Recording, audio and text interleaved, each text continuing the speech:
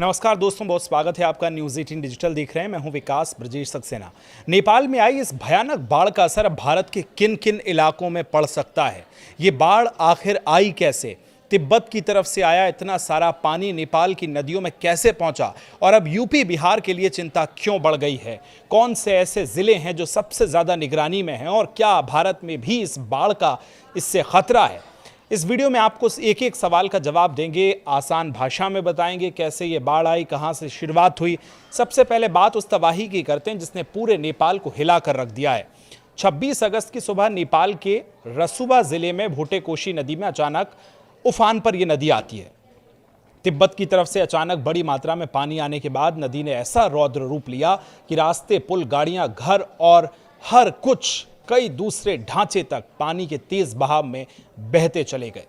रसुवा के तिमुरे और स्याफुप्रीवीसी में सबसे ज्यादा जो प्रभावित इलाका है वो यही है। और अब सबसे बड़ा सवाल, कितनी अचानक बाढ़ कैसे आ गई? इतना सैलाब जो आपने सालों में नहीं देखा होगा, दशकों में नहीं देखा होगा। क्या बिल्डिंग्स, क्या मकान, क्या बड़ी बड़ी इमारतें, कार, सब कुछ जो इसकी चपेट में आया बहता चला गया। शुरुआती जो जानकारी आई उसके मुताबिक पहाड़ी इलाके में बर्फ और चट्टानों के बड़े मलबे के खिसकने यानी ग्लेशियर के खिसकने का रास्ता प्रभावित हुआ और अचानक से बड़ी मात्रा में पानी नीचे की तरफ बढ़ा।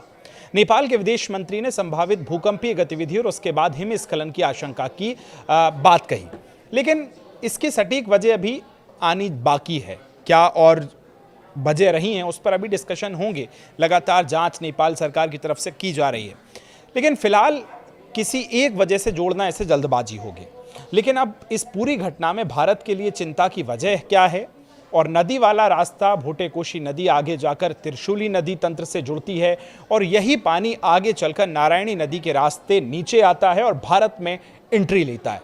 भारत में पहुंचने के बाद गंडक नदी के रूप में यह जाना जाता है।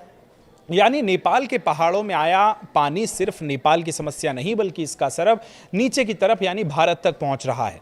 और इसी वजह से भारत में प्रशासन भी अलर्ट है। उत्तर प्रदेश में सबसे ज्यादा महाराजगंज, कुशीनगर ये जो हाई अलर्ट पर हैं। मुख्यमंत्री योगी आदित्यनाथ ने दोनों जिलों के प्रशासन को पूरी तरह से सतर्क रहने के लिए भी और नदी के जलस्तर पर लगातार नजर बनाने की जरूरत पड़ने पर निचले इलाकों में लोगों को सुरक्षित स्थानों पर पहुंचाने के लिए तैयारी के निर्देश दिए हैं। यानी अब सबसे जरूरी बात यह कि इन इलाकों में रहने वाले लोग घबराएं नहीं, लेकिन नदी और निचले इलाकों को लेकर लापरवाही भी ना बरतें। अब बात यूपी के बाद दूसरा प्रदेश जो है वो बिहार है।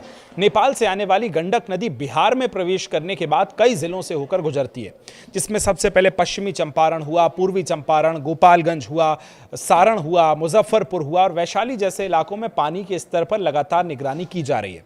बिहार सरकार ने भी स्थिति पर नजर रखने के लिए उच्च स्तरीय निगरानी व्यवस्था सक्रिय की है, जहां एक महत्वपूर्ण अपडेट यह भी है कि बिहार के आधिकारिक फ्लड फॉरकास्ट के मुताबिक 26 अगस्त को गोपालगंज में गंडक का जलस्तर डेंजर लेवल से ऊपर दर्ज किया गया है, जबकि मुजफ्फरपुर और वैशाली में जो चेतावनी स्तर से पानी है वो अभी ऊपर ही दर्ज किया गया है। पश्चिमी चंपारण के बगहा में भी गंडक का जलस्तर चेतावनी स्तर से ऊपर है।